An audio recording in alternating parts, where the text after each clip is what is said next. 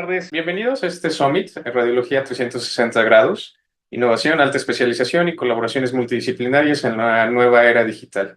Festejando el Día Internacional de la Radiología. Durante estos días hemos tenido charlas muy importantes, el lunes de neuroradiología, el día de ayer de imagen oncológica y el día de hoy tendremos esta charla con el doctor Carlos Avendaño.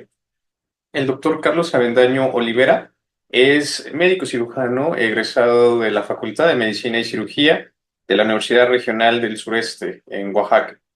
Él tiene la especialidad en imagenología diagnóstica y terapéutica con mención honorífica en el Hospital General Dr. Manuel G. A. González con aval de la Universidad Nacional Autónoma de México. Él cuenta además con la alta especialidad en resonancia magnética de cuerpo completo realizada en el Hospital Ángeles del Pedregal, al igual con aval de la Universidad Nacional Autónoma de México. Pues un gusto que puedas participar con nosotros en Community, doctor Carlos. Bienvenido seas. Muchas gracias, doctor. Muy bien, antes que nada, buenas tardes. Es un gusto poder participar en este Summit, como bien dijo el doctor Max, en conmemoración de la Semana de la Radiología. Bien, vamos a ver entonces justamente este pequeño tema que tengo preparados para ustedes. Antes que nada, quiero mencionar que no tengo ningún conflicto de interés. Y bien, dentro de los objetivos del tema es que justamente identifiquemos cómo son estas afecciones que engloban a las infecciones de los tejidos blandos, principalmente en eso me voy a basar, que podamos reconocer los patrones de la resonancia magnética que nos van a dar la pauta para poder agruparlos, conocer una nomenclatura ideal para que de esta forma nosotros podamos describirlos de forma precisa, plasmarlos en nuestro reporte radiológico y de esta forma pues lleguemos a un diagnóstico certero, ¿no? Justamente para poder ayudar al clínico en el tratamiento. Básicamente este va a ser el contenido del día de hoy y bueno. Pues comenzando justamente hablando de las infecciones musculoesqueléticas, específicamente los tejidos blandos, pues como sabemos incluye una gama muy amplia de infecciones y afecciones, ¿no? Que vamos a encontrarlas en todos los departamentos del hospital, comúnmente en áreas de urgencias, entre otros. Y que si bien pueden ocurrir en cualquier grupo de edad, hay cierta predilección, como ya lo sabemos, ¿no? Personas mayores de edad, con algún predisponente, como por ejemplo estados de inmunosupresión, diabetes, alguna enfermedad sistémica o vascular periférica, o incluso en pacientes que hayan tenido algún traumatismo, quemaduras, cirugías.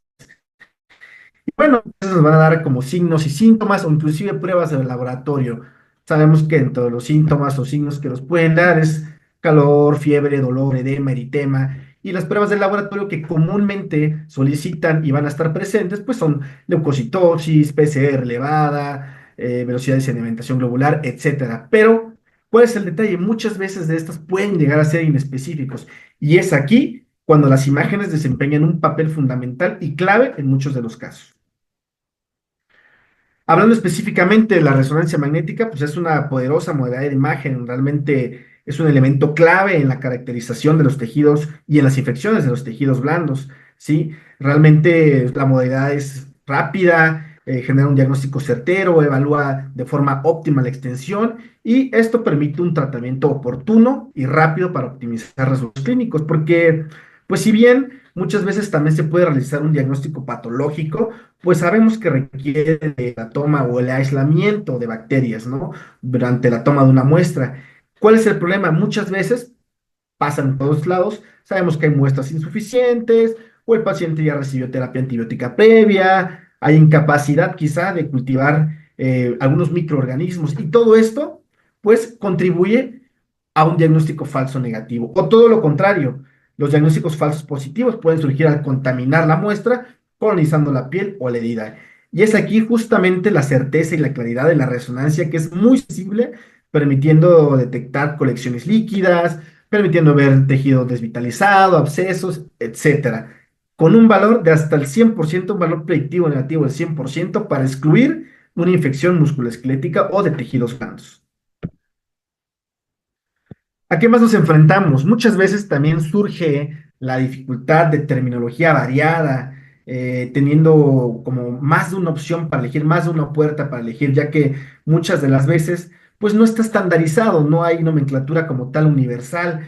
Y si a esto le sumamos que hay imágenes superpuestas, es decir, en una misma imagen podemos tener más de dos diagnósticos, pues puede llegar a generar cierta confusión, dificultad en muchas veces de los casos para una correcta interpretación. ¿Qué genera todo esto? Retraso en el diagnóstico, retraso en el tratamiento y pues conlleva a que aumente la mortalidad. Bien, entonces, ¿cuál es el protocolo que normalmente podemos utilizar? Varía, realmente varía mucho los factores técnicos, según el campo magnético, la región anatómica que vamos a explorar, ¿sí? Pero básicamente podemos resumirlo en estas secuencias: un T1, un T2 y con saturación de la grasa, secuencias sensibles a líquidos, un STIR, un Dixon. Preferimos la secuencia STIR, ¿por qué? Porque en lo particular pues son menos susceptibles a la falta de homogeneidad del campo magnético. Entonces son muy sensibles para detectar edemas, para detectar líquido y pues las preferimos. Y de igual forma, el medio de contraste nos es muy importante para poder visualizar ciertas afecciones y lo hacemos previo con el T1 pre y post contraste, generalmente en más de dos planos. Lo que les comentaba entonces, el contraste intravenoso nos es muy útil, en este caso es la manera más fiable, más certera de poder, de poder hacer una certeza diagnóstica más específica y es primordial entonces el uso de medio de contraste. ¿Cuál es el inconveniente? Pues es que todos ya sabemos, ¿no? Muchas veces pues hay esta asociación entre los agentes de contraste a base de gadolinio y el desarrollo pues de fibrosis nefrogénica, ¿no? Principalmente en pacientes con una enfermedad renal crónica. ¿A qué nos enfrentamos o qué es más complicado todavía? Muchos de estos pacientes, si no es que la gran mayoría que vamos a ver, tienen o diabetes o algún grado de falla renal. Por lo tanto, es importante pues considerar cuidadosamente el riesgo del desarrollo de fibrosis sistémica nefrogénica. Afortunadamente, según la evidencia ya disponible, los agentes del grupo 2, esto no es ningún comercial, como por ejemplo el Multihans de Braco o el Gadovis de Bayer, pues son los que se asocian con el riesgo más bajo, pudiendo utilizarlos de forma más fiable. Sin embargo, en caso de que no podamos utilizarlos, tenemos herramientas que también nos ayudan a poder diagnosticar nuestra sospecha diagnóstica y podemos hacer uso de secuencias auxiliares, como la secuencia de difusión. Entonces, bien, ya entrando en tema, en cuanto al edema y la celulitis, vamos a definir al edema como tal, como una afección que va a ser o local o generalizada de cualquier tejido del cuerpo, que básicamente vamos a ver que la característica principal es que hay un exceso de líquido, una cantidad excesiva de líquido en los espacios intersticiales. La podemos dividir en dos rubros importantes: el edema blando o también llamado edema de tipo no inflamatorio y el edema de tipo inflamatorio per se. El edema blando o no inflamatorio, pues vamos a ver que dentro de las causas lo va a dar algún tipo de insuficiencia cardíaca, hepática, insuficiencia renal, vascular diabética o obstrucciones de tipo linfática o trombosis. Mientras que el edema de tipo inflamatorio puede ser causado por un trauma, alguna reacción de hipersensibilidad o infección. Que como vemos, a pesar de que ambas comparten esta característica que es el cúmulo de líquido en el espacio intersticial, sí podemos llegar a diferenciarlas tanto clínica como imagenológicamente. ¿Y cómo definimos a la celulitis? Pues como una infección aguda de la piel, de la grasa subcutánea, que afecta la fascia superficial, no puede llegar más allá de la fascia profunda. Generalmente es causada por flora residual, contaminación exógena, organismos más comunes, Streptococcus hemolítico, Staphylococcus, ¿no? Que generalmente estos acceden pues, a la dermis a través de una pequeña ruptura de la piel, trauma penetrante, y que sabemos pues que dan diversos síntomas, ¿no? Y frecuentemente pues ocurre en la parte inferior, generalmente debajo de la rodilla. Y entonces, ¿cuál es el papel en este caso de los estudios de imagen, específicamente de la resonancia? Bueno, como digamos, la mayoría o en general todas estas patologías son de diagnóstico meramente clínico. ¿Cuándo podemos realizar estudios de imagen? Realmente el estudio de la resonancia lo pueden solicitar cuando hay una progresión rápida, cuando hay síntomas sistémicos muy graves o la preocupación de una afección más profunda. Entonces, como tal, el objetivo es excluir una extensión más profunda y la formación de algún tipo de absceso. Muy bien. Entonces, como dije, es la modalidad de elección más precisa, más fiable para confirmar la presencia y extensión de la celulitis. Vamos a ver que determina esa extensión. Vamos a encontrar que nos va a dar un aspecto de tipo reticulado. En secuencias T1 se van a mostrar hipointensos, T2 y estiro secuencias sensibles a líquidos de alta intensidad de señal. Vamos a ver que va a haber un patrón de tipo confluente, ya sea difuso o focal, y que después del medio de contraste, el realce característicamente va a estar presente, difuso y mal definido, ¿ok? Esto asociado o coexistente con el engrosamiento cutáneo. Muy bien, entonces vamos a ver aquí el primer caso, en este caso una celulitis de un pie de un masculino de 61 años. Tenemos aquí estas dos secuencias, tenemos un plan de acción en T1 y una secuencia STIR, en donde vean, lo primero que nos llama la atención es justamente esto, lo que les comentaba, este engrosamiento de la piel, ¿sí? Vemos cómo también se acompaña de esta trabeculación de los planos grasos subcutáneos, vemos cómo se ve reticulado, tabiques gruesos, ¿sí? Siendo marcadamente hiperintensa en esta secuencia STIR sensible a líquidos. Este segundo ejemplo, un T1 sin medio de contraste en FATSAT y posterior a la administración de contraste endovenoso, donde justamente trato de ejemplificar esto que les acabo de decir. Vean cómo se demuestra este realce que es marcado, pero mal definido, ¿no? Tanto de la piel como de los tejidos subcutáneos superficiales, pudiendo nosotros confirmar nuestro diagnóstico de celulitis. Un ejemplo más, celulitis del antepié masculino de 45 años. Vean, aquí tienes STIR, T1 y T1 con medio de contraste, que si bien en esa secuencia sensible a líquidos ya se hace muy evidente la zona de alta intensidad de señal, limitada a los tejidos superficiales, pero administrando el medio de contraste, resalta, ¿no? Brilla, nos hace justamente mayor luz para ver el realce de los tejidos involucrados, pudiendo confirmar nuestro diagnóstico de celulitis. Lo que les comentaba, muchas veces pues, no van a dar datos clínicos y nada más nos van a pedir que descartemos algún tipo de edema infeccioso, nos va a llegar entonces edemas blandos. ¿Cómo lo podemos diferenciar? Si bien es cierto, comparten características, que es esto lo mismo, el cúmulo de líquido, por lo tanto, en secuencias sensibles al líquido, en este caso un T2, se va a ver alta intensidad de señal.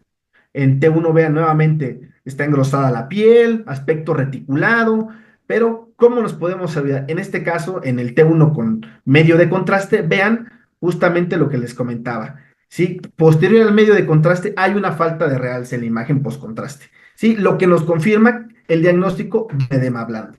Entonces, a diferencia de los ejemplos anteriores que vimos ese realce difuso, mal definido, ¿sí? Que si bien se acompañaba también de un engrosamiento de la piel y un aumento en la intensidad de señal, pues en este caso aquí no lo tenemos en fases contrastadas, pudiendo decir con toda seguridad que simplemente se trata de edema.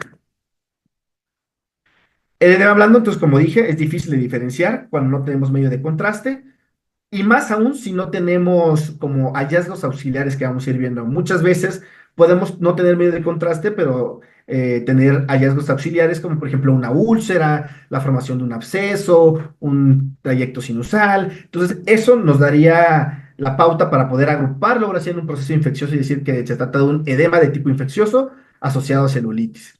Y pues bueno, por supuesto que la clínica es muy importante, como lo sabemos, nos podemos echar mano de la clínica para ver si el edema es bilateral, si tuvo el antecedente de un trauma reciente, algún tipo de insuficiencia cardíaca o pruebas del laboratorio como leucocitosis, la PCR y fiebre.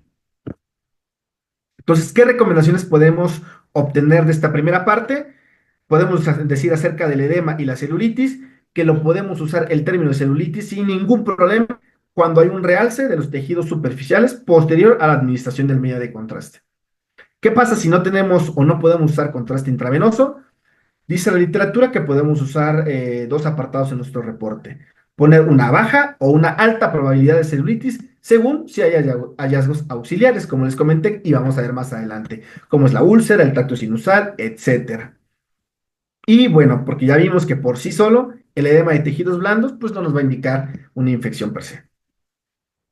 Entonces, bien, vamos allá a ver algunos de estos hallazgos que también podemos encontrar, como es la úlcera y el tracto sinusal. La úlcera la definimos básicamente como una pérdida de la continuidad de la piel, una ruptura, una discontinuidad de este tejido que se puede limitar o a la epidermis o ir incluso más allá de la dermis y grasa subcutánea, incluyendo planos o tejidos más profundos. Y un tracto sinusal, pues como su nombre lo dice, ¿no? Es un trayecto, un canal que se origina de capas superficiales a capas más profundas, pues teniendo esta comunicación con un foco más profundo justamente. Vamos a ver que por un lado tenemos a los pacientes diabéticos que particularmente pues sabemos que son susceptibles a la formación de úlceras en los pies por traumas mecánicos y por otro lado también pacientes inmóviles que son propensos a sufrir úlceras, ¿no? Por presión en este caso en pelvis, talones, porque lo que sucede pues las úlceras cutáneas pues comprometen la defensa, ¿no? Una vez comprometida la defensa pueden formar cicatrices locales, esto pues genera una mala perfusión y a su vez genera un sustrato muy rico en la invasión y reproducción bacteriana. Entonces, esto sí puede impactar de forma seria, ya que en casos graves sí puede provocar amputaciones o una infección sistémica. Es por lo tanto que está intervenida aquí, sí, la situación de una intervención quirúrgica pronta. Entonces, ¿nosotros qué podemos aportar para estos casos? Sabemos que entonces la resonancia ayuda por mucho a optimizar la planificación de aquellos pacientes que van a ser sometidos a planeación quirúrgica. ¿Cómo? Pues minimiza el área de resección. ¿Por qué? Porque mapea qué tan extensa está la situación de la úlcera o la infección. ¿Ok? Dentro de las recomendaciones, podemos usar un pequeño marcador, ya que hay úlceras que a veces son muy pequeñas, que son poco visibles. Entonces, el marcador nos va a ayudar a ver dónde es el punto que vamos a tener que explorar. Y bueno, el campo de visión lo tenemos que adaptar en la totalidad de la úlcera para poder no perder de foco ningún dato que nos pueda sugerir una afección más profunda. Muy bien, entonces, ¿qué hallazgos podemos encontrar? En este caso, en la úlcera podemos encontrar, vamos a identificar una alteración focal de la piel, como en este caso, vean cómo se ve como esta alteración de la piel, va a surgir como estos márgenes elevados, podemos encontrar una alta intensidad de señal adyacente, que es el tejido de granulación, hiperintenso en T2 o STIR, y que con el medio de contraste puede haber un marcado realce periférico en la granulación de la base de la úlcera. ¿Ok?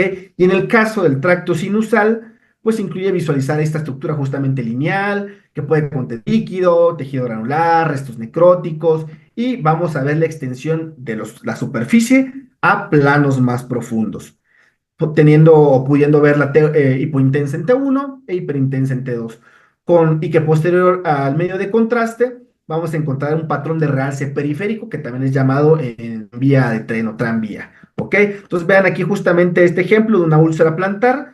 Vemos este trayecto, vemos como hay una pérdida de la continuidad de la piel, está elevado el margen, entonces tenemos una úlcera, ¿sí? Y a su vez vemos cómo se localiza, bueno, en el espacio interdigital, pero coexiste, vean, con este trayecto lineal, que aquí lo demarco con líneas rojas, ¿sí? Que justamente se vio bien delineado, que es el tejido de granulación que realzó en secuencias postcontraste, indicándonos qué tan extensa y qué tan profunda está nuestra lesión. Entonces, ¿qué recomendaciones podemos tener de estas lesiones? La resonancia magnética realmente pues no es utilizada para el diagnóstico de las úlceras ni para estas afecciones. Realmente esto es evidente con el examen clínico. ¿Para qué si podemos usarla? Más bien se usa para delimitar el alcance, ver si la infección es más profunda, si tiene una afección ósea, una afección articular, y como vimos, pues que te pueden tener un trayecto usal, lo que va a ayudar a mapear la extensión, a ver qué tantos tejidos se va a resecar y ayudar en este caso al cirujano pues para ver el sitio de resección. Importante evaluarlo en más de un plano, ya que hay tractos que son como de tipo serpenteante y pueden aparecer o pueden tener una morfología redonda en una sección transversal y puede confundirse con un absceso. Bien, en cuanto al absceso de los tejidos blandos, lo vamos a definir como una colección líquida localizada, ¿sí? Que va a ser resultante de una invasión de un patógeno, ¿no? Entonces va a tener una cápsula periférica y pueden ser, dependiendo del tiempo, agudas, subagudas y crónicas. Y pueden ser también abscesos profundos y superficiales o localizarse en el tejido intramuscular, que son los antes llamadas piomiositis. Entonces, la resonancia justamente aquí siempre va a ser el caballo de batalla, tiene una gran sensibilidad y una gran para detectar abscesos. Vemos que se van a mostrar como áreas bien circunscritas, iso hipointensas en secuencias T1, en secuencias STIR hiperintensas y pues con el medio de contraste van a tener este característico realce periférico. Y algo también que es de importante comentar, que podemos observar algo que se llama el signo de la penumbra, ¿sí? Que es este borde de alta intensidad de señal que se va a ver en secuencias T1 sin contraste, que de esto va a depender de la temporalidad del absceso. Como en este caso, que es un absceso subagudo, que puede demostrar justamente este borde periférico sutil de alta intensidad de señal, que es el que demarca con el contenido de baja intensidad de señal del absceso, ¿no? Y esto pues es el denominado signo de la penumbra. Entonces tenemos estas tres imágenes, STIR, T1 y T1 con medio de contraste, que vemos que en el STIR rápidamente, ¿no? Se demuestra, se demarca esta colección líquida intramuscular, que vemos cómo afecta la parte lateral del muslo, afectando tanto al vasto lateral como al recto femoral. Lo que les comentaba, el signo de la penumbra, alta intensidad de señal en la periferia, centro hipointenso, y pues que con el medio de contraste, pues un realce ávido de su periferia, ¿no? Compatible con un absceso intramuscular. Otro ejemplo más, una mujer de 46 años, en este caso usuaria de drogas intravenosas. ¿Qué tenemos aquí entonces? Este es un T1 con FATSAT y ya con contraste endovenoso. ¿Qué identificamos? Una, engrosamiento cutáneo. Dos, trabeculación de la grasa. Y vean, ya tiene medio de contraste y el realce es difuso, mal definido. Entonces, hasta aquí podemos decir con lo que hemos visto que estamos ante un cuadro de celulitis. Sin embargo, a su vez, vemos cómo coexiste con esta imagen, esta colección encapsulada que tiene un realce periférico que nos habla de un absceso. Entonces, en este caso nos encontramos en una celulitis con un absceso subcutáneo.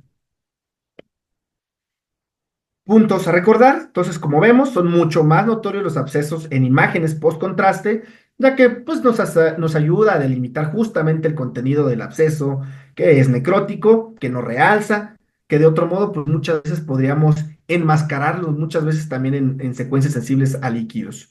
Y pues bueno, dijimos que en pacientes que no se puede usar medio de contraste, podemos echar la mano de algún otro tipo de secuencia como las de difusión, que es muy útil para también la detección de abscesos de tejidos blandos. Entonces vamos a ver este ejemplo, justamente la utilidad de la secuencia de difusión. Tenemos aquí un plano axial, secuencia T2 Dixon, que si bien nos muestra aquí esta colección líquida que rodea el primer metatarsiano, se ve una alta intensidad de señal. En este paciente no se pudo usar contraste endovenoso y se echó mano de secuencias de difusión. Entonces, justamente vemos cómo existe una restricción molecular, una alta intensidad de señal en secuencia de difusión con su correspondiente mapa de ADC que se ve hipointenso, compatibles con un absceso.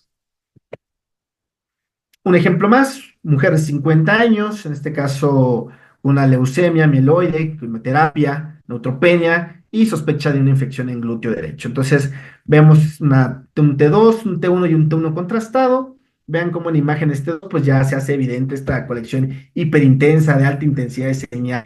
Y si recordamos, entonces nos encontraríamos ante un absceso subagudo porque logramos ver de forma muy sutil la periferia hiperintensa que nos habla del signo de la penumbra. Y que bueno, fases contrastadas, bastante bien delimitado el absceso, no había duda, ¿no? Como ahí está el realce periférico, y si no pudiéramos utilizarlo, pues tenemos otras secuencias como la difusión, en donde justamente corroboramos que hay una restricción a la difusión, y en el mapa de DC, pues se marca hipointenso. Entonces, sin duda alguna, podemos decir que nos encontramos ante un absceso. Y bueno, dentro de otras cosas, vemos cómo está marcadamente, hay una baja intensidad de señal de la medular, todas las secuencias, esto pues por el trastorno proliferativo, algo de edema también y celulitis. Entonces podemos usar el término de absceso sin ningún problema para colecciones líquidas que están bien delimitadas, que presentan un realce periférico, o en caso de que no tengamos medio de contraste, la dije, las secuencias de difusión, tengamos una restricción a la difusión, o en caso de que tampoco tengamos, pues si logramos ver el signo de la penumbra, podemos comentar sin duda alguna que nos encontramos ante un absceso. Y preferimos el término de absceso intramuscular que el de piomiositis. En cuanto al tejido desvitalizado, vamos a ver que este casi de forma exclusiva es en pacientes con pie diabético, con enfermedad vascular periférica, y los autores prefieren que se use así el término tejido desvitalizado porque ya incluye al tejido blando necrótico o al tejido isquémico. Bien, entonces se puede identificar de forma muy sencilla, ¿no? Son básicamente áreas de tejido que no van a presentar realce post-contraste, ¿no? Entonces, estas áreas desvitalizadas, pues no van a realzar, van a mostrar una baja intensidad de señal de forma homogénea posterior al medio de contraste, ¿no? A menudo con un como corte abrupto entre un área de vitalidad y no vitalidad. Justamente vamos a ver aquí entonces estos ejemplos. Vemos como en esta secuencia STIR, sensible a líquidos, hay una alteración de la superficie cutánea, hay una alta intensidad de señal difusa, mal definida, y que bueno, aunque no tenga medio de contraste, pero tenemos hallazgos auxiliares, podríamos decir que nos encontramos ante una celulitis. Vean en el T1 cómo se ve esta hipointensidad mal definida, no podemos delimitar de forma óptima el tejido viable del que sí es viable, que usando el medio de contraste justamente existe este realce difuso, irregular, pero vean esta área geográfica que justamente no realza, vemos cómo está este corte abrupto entre el tejido que realza y el que no realza, o el tejido vivo y el tejido que ya está desvitalizado, lo cual es muy importante que lo mencionemos, ya que en caso de que se va a someter a resección, que es compatible con tejido necrótico, pues esto al removerlo promueve una curación exitosa y pues factible del paciente, curación de la herida. Eh, ¿Qué es lo que pasa? Muchas veces este término no ha circulado de forma amplia en la literatura, ¿sí? Esta podría ser la razón de que no lo podemos comentar. Otra situación que sí es común es que haya, por ejemplo, tejido vitalizado. Después de la recomiendan que en pacientes con enfermedad arterial periférica hagamos fases retardadas. ¿Por qué? Porque muchas veces la misma isquemia de la enfermedad podría generar como un retraso en el realce, motivo por el cual podríamos nosotros dar un falso positivo. Entonces, lo ideal es que hagamos las fases tempranas del medio de contraste y una fase un poco más retardada para que con toda certeza, si ese tejido no realza, pues comentamos que es un tejido desvitalizado y no un realce tardío por una insuficiencia. Y bien, y en cuanto a facilitante, vamos a ver que esta diferencia celulitis simplemente fatal, muy rápidamente progresiva, ¿ok? Teniendo una mortalidad hasta el 80%, en donde el criterio diagnóstico definitivo pues es la exploración quirúrgica, ¿no? Evidenciando la muestra de grasa necrótica de color parduzco, ¿no? Tenemos puntuaciones o escalas, que es la LRINEC, que nos pueden llegar a comentar que si es más de 6 puntos es muy sospechosa y más de 8 es altamente predictiva. En estos casos, la tomografía sí va a tener ventajas sobre la resonancia porque es más rápida, más disponible y sabemos que detecta de forma fiable pequeños corpúsculos de gas en el caso de la enfermedad necrotizante o la fascitis necrotizante en comparación con la resonancia. Sin embargo, en caso de que la llegamos a serocitar, y que sabemos que lo ideal es identificar corpúsculos de gas. Si encontramos este hallazgo, no cabría duda que estamos altamente o es altamente sugestivo de una fascitis necrotizante o una enfermedad necrotizante de tejidos blandos. Sin embargo, no en todos los casos puede llegar a existir gas o no en todos los casos vamos a observar en la resonancia, por lo tanto, se demarcan dos hallazgos que son altamente predictivos y es uno, encontrar el engrosamiento de la fascia profunda de más de 3 milímetros y el otro, que haya una afección multicompartimental. Esto definido por más de 3 o más compartimentos. Entonces, tenemos justamente este ejemplo de una femenina de 39 años en este caso, que donde vemos justamente un T2 con FATSAT y T1 con contraste, vemos como hay esta alta intensidad de señal de forma difusa a lo largo de toda la musculatura de los planos faciales profundos y que posterior al medio de contraste evidenciamos justamente lo que estábamos comentando. Este engrosamiento de la fascia que sí sobrepasa los 3 milímetros y vemos cómo hay colecciones bien delimitadas que justamente afecta más de uno, dos, son tres compartimentos. Entonces, hay una afección multicompartimental, por lo tanto es compatible con una enfermedad necrotizante de los tejidos blandos. ¿Qué recomendaciones podríamos tener aquí? Es que hay confusión en la terminología porque son los nombres diferentes según el sitio anatómico, ¿no? Por ejemplo, gangrena de Fournier en el periné, angina de Ludwig en la región submandibular. Entonces, esto genera un poco de confusión. Entonces, el término preferido de manera más amplia es que se englobe como infectizante profunda de los tejidos blandos. Entonces, esto delinea o engloba tanto a la fascia profunda como a la muscular. Como comenté, se recomendaría entonces en todo caso la tomografía como estudio de imagen inicial, ya que vimos también que, por ejemplo, en cuanto a la resonancia sí es menos sensible que la tomografía para detectar. Pero sin embargo, ya dijimos que no es lo único o no es criterio únicamente para excluir el diagnóstico, ya que su ausencia no excluye el diagnóstico. Y bueno, básicamente las conclusiones en general, como ya vimos, es que la imagen genera un papel clave en el diagnóstico, seguimiento y tratamiento de las infecciones, teniendo la resonancia como una herramienta completa, bastante sensible para la gran mayoría de las infecciones. En este caso de los tejidos, utilicemos nomenclaturas en nuestro sitio de trabajo para no generar confusiones. Siempre que se pueda, usar medio de contraste, informar sobre el tejido desvitalizado, como ya comenté. Y bueno, si ya conocemos cómo son estos patrones de comportamiento, podemos nosotros emitir un diagnóstico, un reporte claro, preciso y que va a ser certero. Y pues bueno, básicamente eso sería todo. Hablar de infecciones musculoesqueléticas es muy, muy, muy amplio. Por eso decidí cómo enfocarme a los tejidos blandos en este caso, de forma particular. Gracias. Muchas gracias, doctor Carlos. Pues bueno, abrimos el espacio para preguntas, sugerencias y dudas al público. Quien guste puede levantar la mano aquí virtualmente y ahorita le damos el espacio. Yo tengo una pregunta, ¿Sí? doctor Carlos. ¿Cuáles serían para ti los desafíos más comunes al interpretar resonancia magnética para identificar patrones en infección con antecedentes? Viene algo muy importante. ¿Quirúrgicos o trauma? ¿Qué recomendaciones darías tú?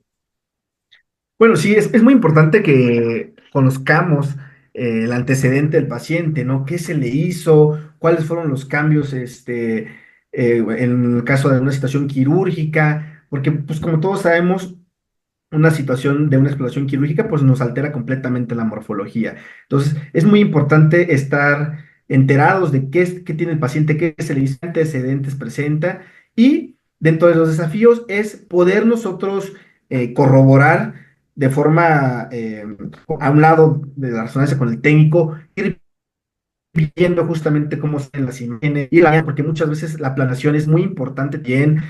Suele ocurrir que al generar una mala planeación, pues no podemos delimitar de forma todo el trayecto, toda la afección, ¿sí?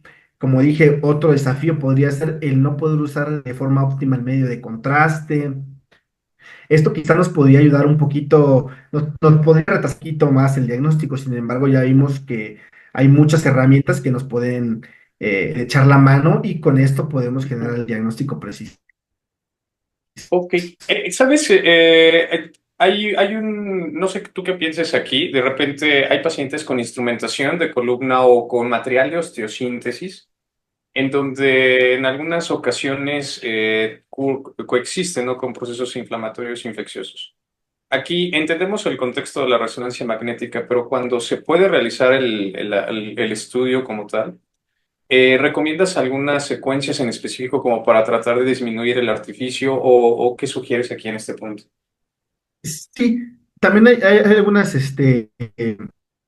como dije, por ejemplo, decía, la STIR es en lo particular bastante conocida y ampliamente utilizado porque justamente tiene menos homogeneidad, falta de homogeneidad al campo magnético. Una, dos, algunos pacientes presentan mucho dolor. Hay algunas secuencias rápidas, secuencias como tipo las llamadas propeller. Entonces, estas secuencias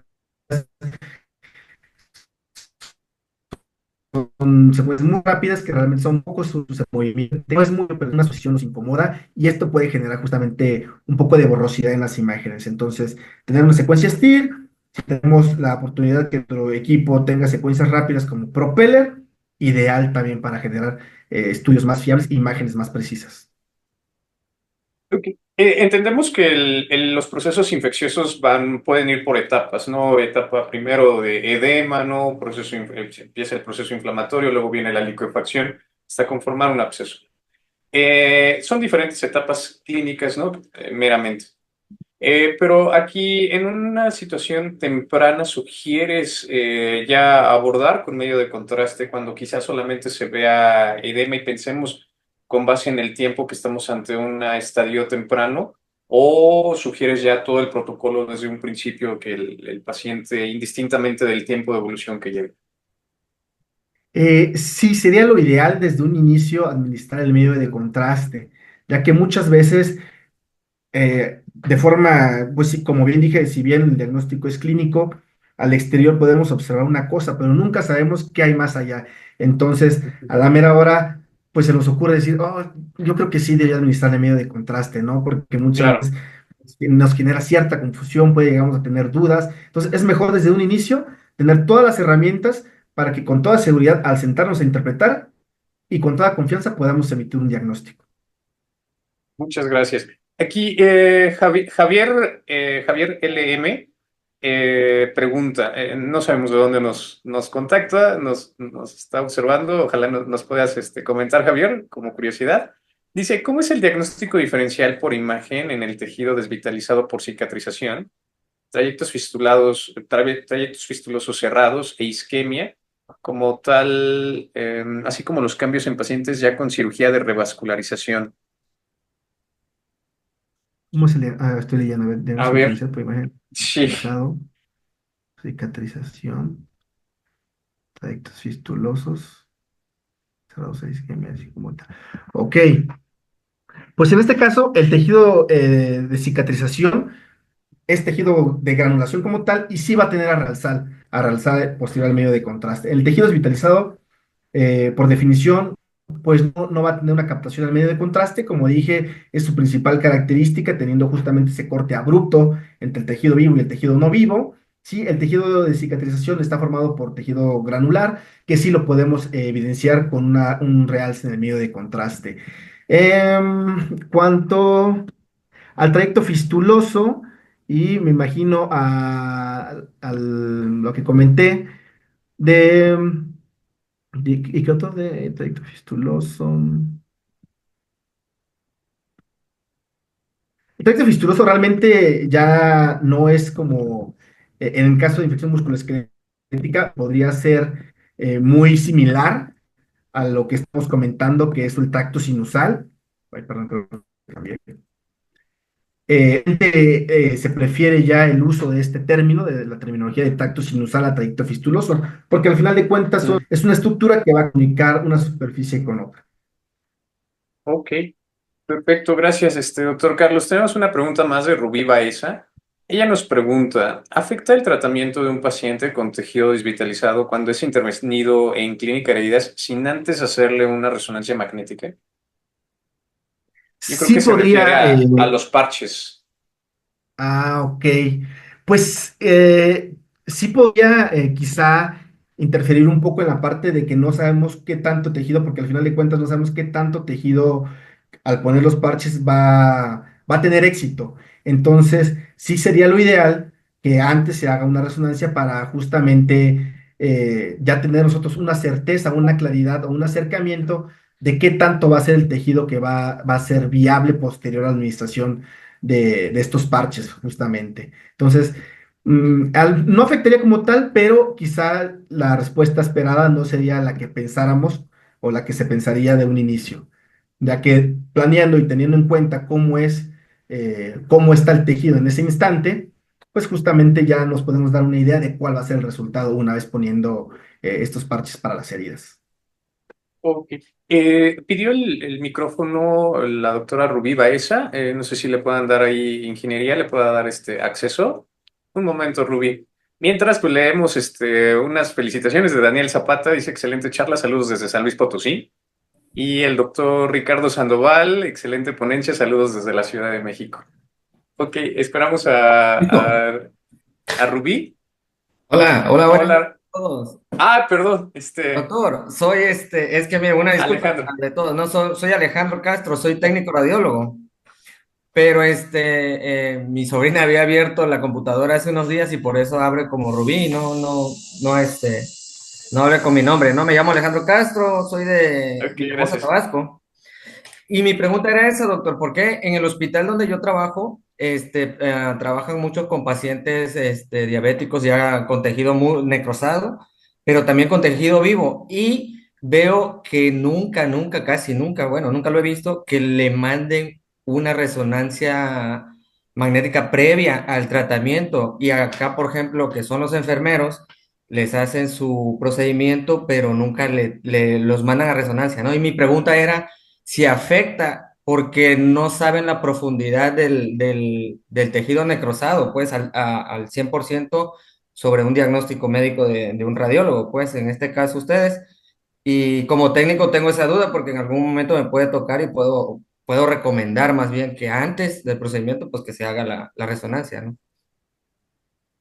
Sí, claro, pues ahora sí que lo ideal sería eso, ¿no? Que de esta, pues ya no la vamos a encontrar y de cómo va a resultar en efecto, sino que muchas veces, pues quizá por el costo, pues es lo que en una limitos, por eso es como ese paso y directamente satisfactorio, porque justamente no se conocía qué tanto de este tejido pues era desvitalizado. Ok, gracias, Ok, gracias. muchísimas gracias. Noé Salgado tiene otra pregunta, doctor Carlos. Dice, mi pregunta es, dice, en pacientes con pie diabético, ¿qué tan útil es la espectroscopía para valorar la vitalidad del tejido? Pues ahí sí, fíjese que no he visto con mucha utilidad. He visto algunos reportes que se está tratando de utilizar.